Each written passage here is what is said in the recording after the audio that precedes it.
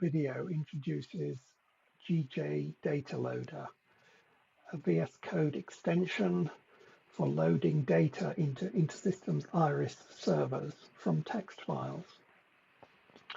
In my example, I have a persistent class data.Titanic. At the moment, the table, the SQL table for that class has no data in it. I also have a CSV file containing a header line and data lines to be added to that table.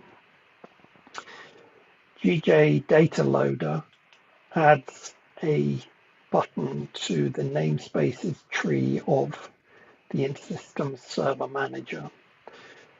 On my DataLoad demo namespace, I will click Load Data. First job is to upload to the server a data file.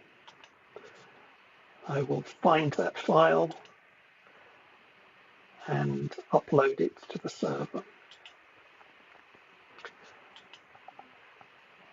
Select that file, click the preview button to confirm I picked the correct file.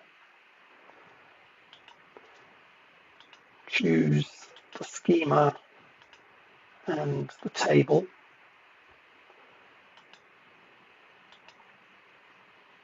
Review the columns. See that all of the column headers have matched up with table field names.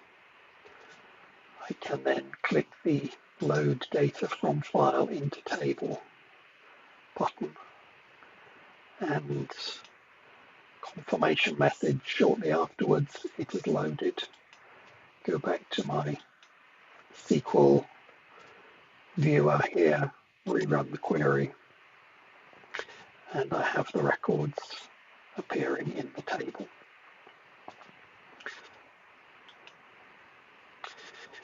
That's first view of GJ dataLoader.